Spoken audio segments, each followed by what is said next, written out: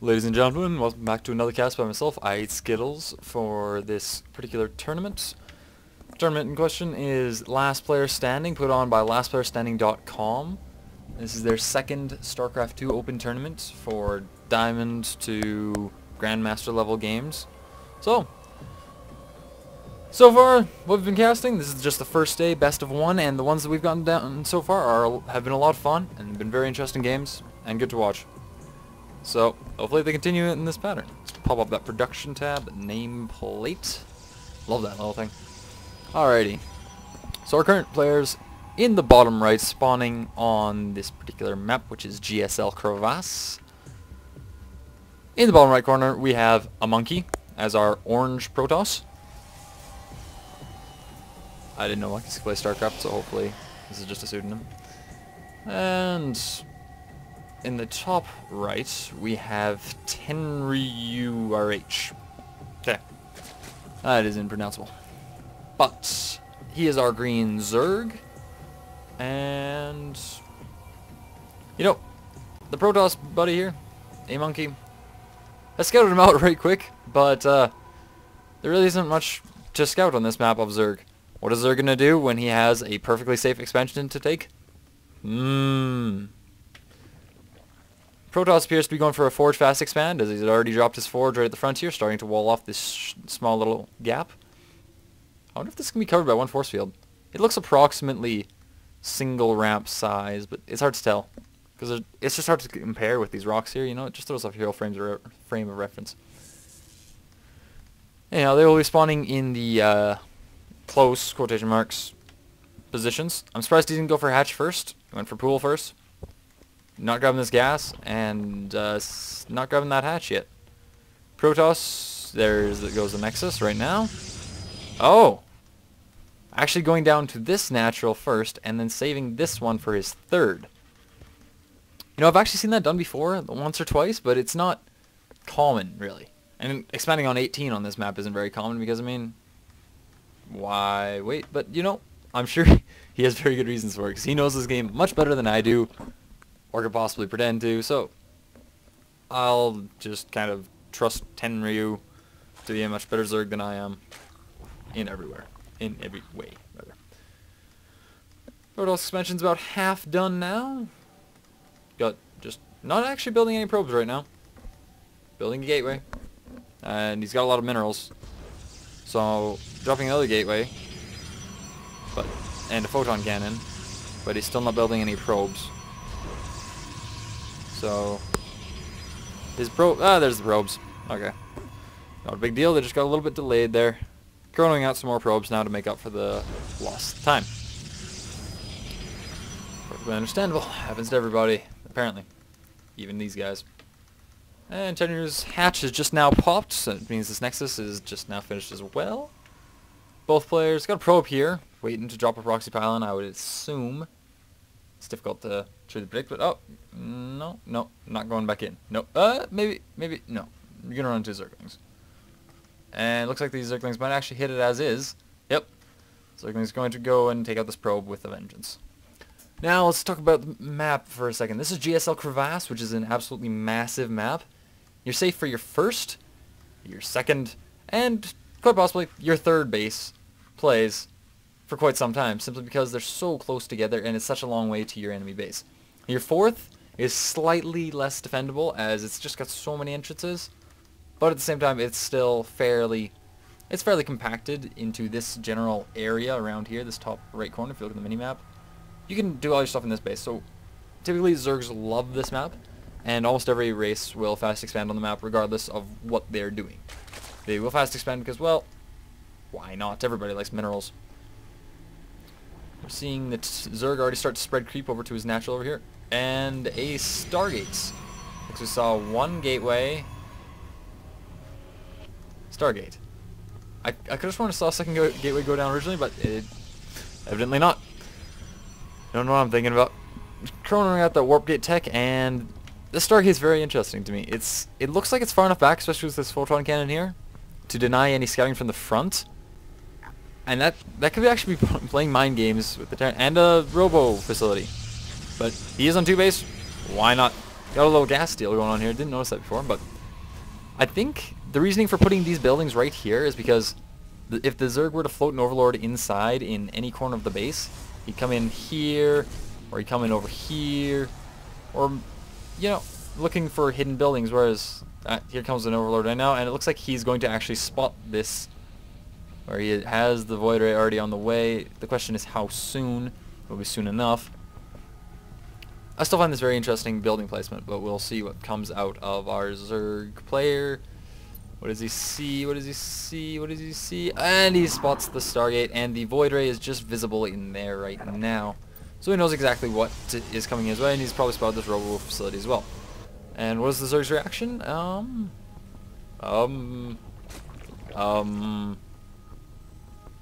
Nothing as of yet. Then again, all that's coming out is a single Phoenix. Can snipe a couple Overlords, that's about it. So the Zerg can't really blame him for not being too worried about that. And, you know, I could have sworn I saw a Void Ray getting produced. Because I did, and it's already on the way. Okay, I didn't think I was seeing things. Okay. Single Void Ray versus single Queen. The Void Ray will win. However, it will appear that Spore Crawlers are popping up all over the place. And this Void Ray is going to have a heck of a time taking out anything around here, because there is a Spore Crawler right here, and another one right here. So he can burrow this one and run him around. If the Void Ray goes around to avoid it, he's going to run to the other Spore Crawler. A fantastic turnout. And this Void Ray is actually sitting within range, actually now taking out the Phoenix of the Spore Crawler. So this Queen is probably going to go down. This Queen is going to go down. But that looks like that is about all the damage she's going to be able to do on this particular expansion over here right now. Repositioning both these Spore Crawlers to prevent any more poking and prodding by this Void Ray. And it looks like he's just going to go home, recharge his shields, you know. Two Phoenixes all out here on the way. We're seeing a Robo Bay go down. Still only on 2 base though. So it's interesting to go down both tech trees when you're still only on 2 base. Looking at the unit, the supply count is just, it's fairly close. But looking at the unit counting station, 72 drones to 53 probes. The Zerg does have the advantage right now in that count, and +1 is just finishing for the melee attacks. Let's go back to the production tab for now. And in come the Void Ray and 2 Phoenixes. Poor Overlord. He was just, you know, trying to go around, creeping about, doing his stuff. Seeing the Queen move forward, and the Spore Crawler also reposition. Going to lose a few Overlords here, but that's okay, because you can just make more. Hydralisk then on the way. And that's the Infestation Pit, which is also on the way, might add. The Hydralisk then just about finished. And that will basically limit the usefulness, not uselessness, of these 3 particular air units. We're seeing, what are they called? Pathogen glands. Essentially the most essential ingredient of every infester. As well as a macro hatch, and many other things. Hydralisks, macro hatch, spine crawler, roaches, +1 distance, roach speed, hydralisk range, the 4th base, as well as the macro hatch. You know, just about everything. The Zerg's just macroing, powering up, you know, general idea. As well, he's also adding to his army supply, so it's not full powering. The Protoss feels comfortable enough to push out and take his expansion. He does have a Colossus on the field, and just about is getting closer to getting that 9 upgrade. Cannoning up a little bit here, and the Speed Overlord is going to come scout all this out, and he saw that Colossus. So now he knows exactly what's on the way. We're seeing, and this appears to have seen this army and its composition. So we're seeing just a few gather up here. He's probably going to push forward a little bit more when he has a few more Colossus. Many people like to move out a little bit when they have 2 Colossus. However, with an army this size, you're going to need more than 2 just to deal with it, as long as he has the proper roach placement. Which, given this league, he will. Some infestors to throw into the mix. Fungal growths are just fantastic, and I don't believe he has it researched, but I'm personally a fan of using Neural Parasite on the big guys. Melee attacks level 2 coming out rather than the armor or missile attacks, which is very strange in my opinion, but he may be going Spire coming out. He may be going Broodlord, and that is why he's getting the melee attacks, simply for those Broodlings, and they're super effective against pretty much everything that Protoss will throw at you except for Phoenixes, which are already in the field. But anyhow, these would benefit more from the level 2 range, but there's no rush, really, I guess. Because the Protoss, he had a Forge, right here, right off the bat. He didn't get any upgrades yet. Not one. Everything is just sitting around here. Zerglings, roaches, hydras, infestors. Why not? Let's build everything. Because units are good. And not very few drones on this expansion. However, the reason being he doesn't require many. Spire is another 30 seconds away from finishing. It's getting to be a very large army. And he's got Overlord's pooping creep on his creep because, well, why not? We like creep. A lot of creep. Let's build more. Another Void Ray on the way, and finally starting that +1 attack. I also have a Twilight Council, 4 gateways, Void Ray. He seems to be transitioning in, or Protoss, anyway, seems to be transitioning into a lot more gateway-focused build, rather than, he still only has the 1 Stargate, and he seems to be going with the Protoss Death Ball plus a couple Void Rays. Neural Parasite on the way. Love to see that upgrade. Taking actually this 5th base now. Interesting choice for the placement of this 5th base. I guess because it's closer to the creep that he chooses to take it, because from here he can run his units over here and defend, rather than having it hid way up here and a safer base in general. Seeing some corruptors come onto the field, very reasonable to see. Hydralisks are great against Void Rays, but you know, corruptors are better. Hive on route, so right up here we may soon be seeing a Greater Spire and some Broodlords on the field. Another Evo Chamber on the way. +2 melee attacks just about finished, and Ground Carapace queued up. And what else are we seeing? 3 Spine Crawlers go down. 1, 2, 3, 4. Where's the 5th one? There's a 5th one on around here somewhere. Is that it? Yep. Whole bunch of those. Warp Prism Speed, I think. I believe. Where's that Robo facility? Or maybe it's Observer Speed. No, it is Warp Prism Speed. Which is very interesting because I don't think there's a Warp Prism on the field, is there? There is! I completely missed it.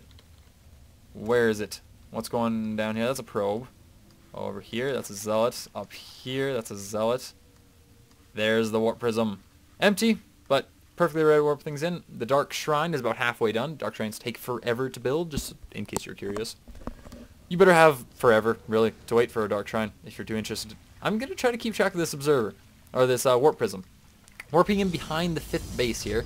No drones here to kill yet, so I'm interested to see what he actually plans to do, if he's going to warp in a bunch of Stalkers and try to take out this base entirely, and how long it will take the Zerg to transfer at least some of his army. That move all of them. Oh, just the Zerglings, okay. Throwing down a bunch of Zerglings, and there goes Warp Prism again. I'm going to try to keep up to it. And Missile Attacks level 2, Ground Carapace level 2 on the way. Ground Weapons level 2 also on the way.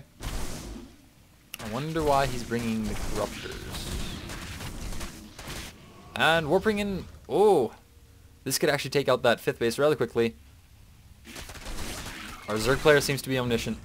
Just knows it. Knows those Zealots are there. And hey, let's go bother them. No, let's not, because we're just Zerglings and Zealots, I hear, don't get along all that well, despite their names starting with the same letter.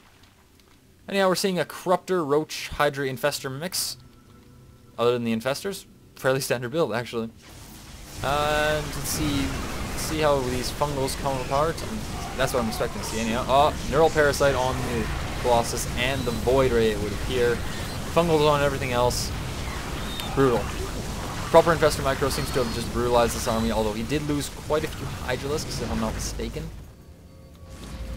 Which he doesn't seem to be rebuilding, so I don't think he's all too worried about them. Pushing in with these Roaches, these Infestors, and these few Hydralisks, and the rest of these Corruptors. Definitely causing some huge damage to Protoss opponents. 20 odd Roaches. Oh, okay. It's going to be an absolute flood of Roaches coming in here, busting up everything that the Protoss owns and loves and holds dear. The Dark Shrine is finished, so he appears to be morphing in quite a few Dark Templars. More and more, actually. I guess our Protoss has no, or Terran, or Zerg. Wow, I can get every race wrong in the sentence. That is exceptional. 2 Observers on the Overseers. I am on a roll. I just need to take a deep breath and get over my caster mishaps. Alright, 4 more Roaches, another Queen, 2 more Spine Crawlers, whole bunch of Roaches here. He likes Roaches, and why not? Meanwhile, the Protoss managed to push over here with these Zealots to take out the 4th base of the Zerg. The Zerg still appears to be ahead overall. Units killed. Yep. That is interesting.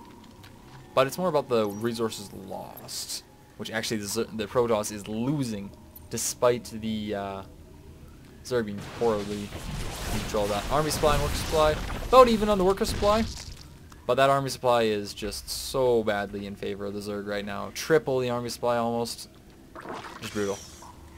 These roaches and infestors are probably going to push in now and severely punish this third base.